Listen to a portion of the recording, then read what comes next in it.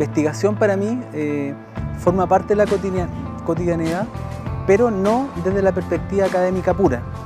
Yo soy principalmente funcionario público, soy asesor del Ministerio de Vivienda hoy día, y he hecho investigaciones y participo ocasionalmente como académico de la UTEM. No obstante, el grueso del tiempo no lo paso haciendo investigaciones formales, pero sí desde el quehacer diario en el Ministerio de Vivienda ocupo herramientas de investigación que adquirida obviamente en la etapa del posgrado, que me sirven mucho para formular políticas públicas que sean asertivas y que tengan un criterio de realidad destacado.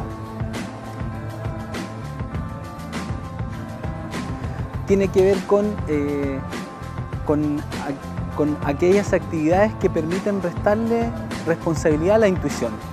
Para mí el hacer investigación tiene que ver con ocupar herramientas de las ciencias sociales, aplicar el método científico a la hora de formular hipótesis, formular una metodología adecuada para resolver y entender de buena manera la realidad.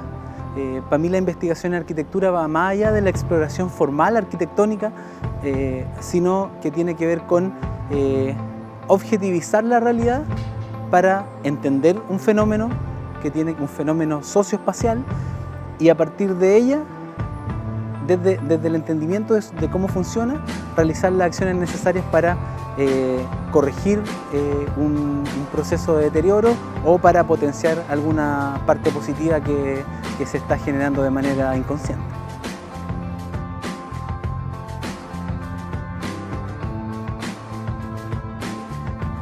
Mira, yo creo que los recursos nunca son completamente suficientes. Siempre hay gente con deseos de investigar y que no cuenta con el apoyo necesario.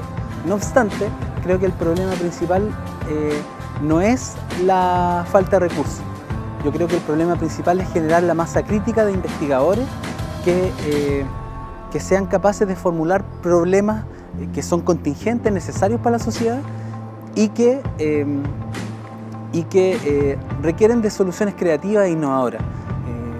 Yo creo que esa masa crítica hoy día, durante los últimos 10 años, con el aporte de algunas universidades que han apostado a los temas de investigación en arquitectura y que incluso han creado el concepto de la investigación proyectual, el de generar conocimiento a través de la propuesta arquitectónica o de diseño urbano. Ellos han hecho un aporte, han generado un grupo de investigadores, interesante por cierto, que se suma a la ola de investigadores socioespaciales que están hoy día cursando programas de posgrado en el extranjero. Yo creo que los recursos se van a ir adecuando a medida que se genere esta masa crítica, pero además van a ir aumentando cuando la ciudadanía entienda que los problemas que sufren diariamente tienen que ver también con temas de ciudad, con temas de socioespaciales, como dicen los especialistas. Hoy día los problemas ligados a la ciudad forman parte tangente de las demandas sociales. Hoy día hay preocupación por el patrimonio, hay preocupación por el medio ambiente, hay preocupación por los planes reguladores de manera abstracta.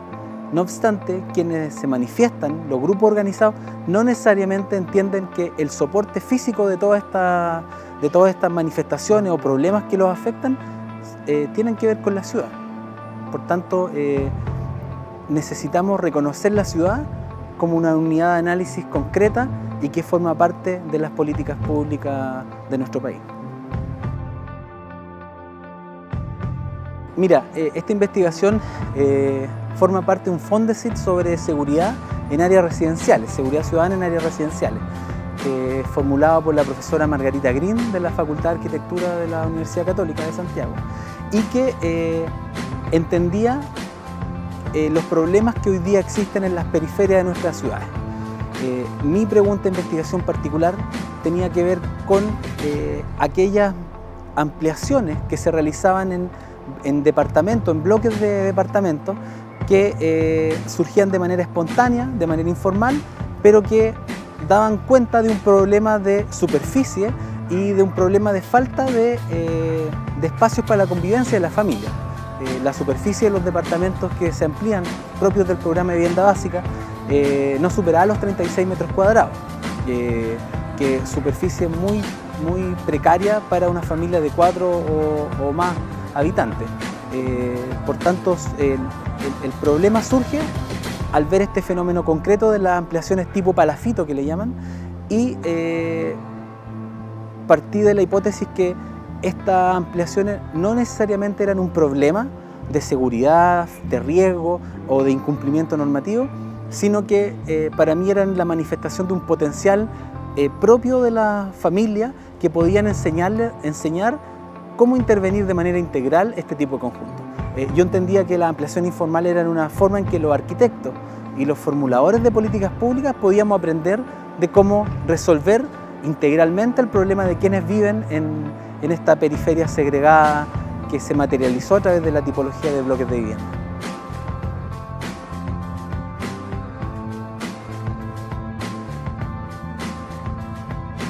Mira, como te decía anteriormente, la preocupación surge de un fenómeno concreto como eran las ampliaciones. No obstante, partir del caso me permitió adentrarme en la realidad de hacinamiento y de segregación que vive la gente del sector de Bajos de Mena. En esa época eran reconocidos solo como las viviendas Copeva, que se mojaban, pero no necesariamente como un gran sector segregado de la periferia de Santiago. Esta investigación me permitió, desde un fenómeno puntual, conocer cómo vivían las familias, sus propias historias familiares, cómo su procedencia.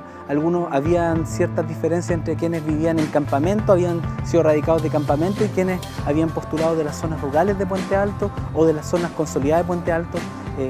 Este fue un experimento social que se ha escrito bastante sobre el tema, pero que formó parte de esta fórmula errónea de cómo construir barrios segregados en nuestra ciudad, particularmente en Santiago.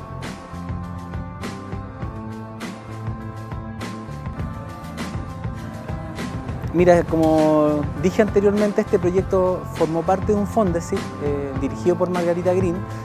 Obtuvo algunos recursos para el trabajo de campo en ese espacio, pero posteriormente, una vez terminada la investigación, dado los resultados exitosos de ella, obtuvo un premio del concurso de políticas públicas de la Universidad Católica, el primer concurso de políticas públicas, como una buena práctica o como una investigación que hacía un aporte a las políticas públicas de nuestro país. Por tanto, recibió recursos, pero más bien como premio al trabajo realizado, más que como apoyo para su formulación.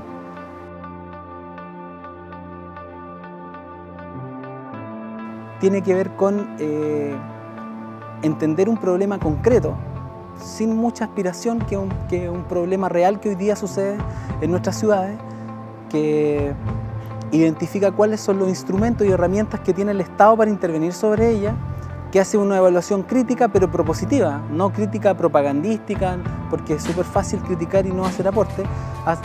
Se sitúa en una posición crítica, pero que define lineamiento, ideas, propuestas, pistas para orientar estas políticas públicas de manera bien austera, de una manera sencilla.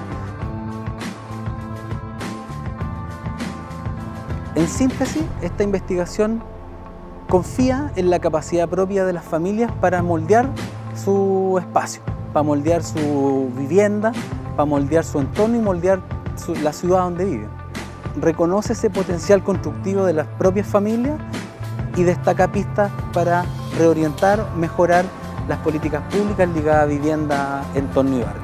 Y valida ese potencial y comprueba la capacidad de las personas por resolver sus problemas. Este tipo de investigaciones hacen un aporte concreto a la realidad porque permiten mejorar las políticas públicas que están hoy día funcionando. Este tipo de investigaciones apuntan a resolver los problemas que tenemos en materia de equidad territorial, aportan a poner el foco en que los problemas en que se sitúan las familias más desposeídas, con más precarias de nuestro país, deben ser resueltos de manera integrada y no parcial, no sectorial. Hace un aporte al decir que debemos reconocer el potencial de las propias familias para dar una solución, y también hace un giro respecto al camino que tenían las políticas públicas tradicionalmente en nuestro país, concentrada en la reducción de los déficits y la construcción de vivienda nueva. Yo creo que esta investigación, uno de sus aportes principales es decir que no nos preocupemos solo de construir una mayor cantidad de soluciones, sino también preocupémonos de la calidad de estas nuevas soluciones, pero también de hacer un upgrade, un mejoramiento sustantivo en lo que ya construimos y que hoy día no cumple con los estándares que un país desarrollado requiere. Mira, hay harto aprendizaje.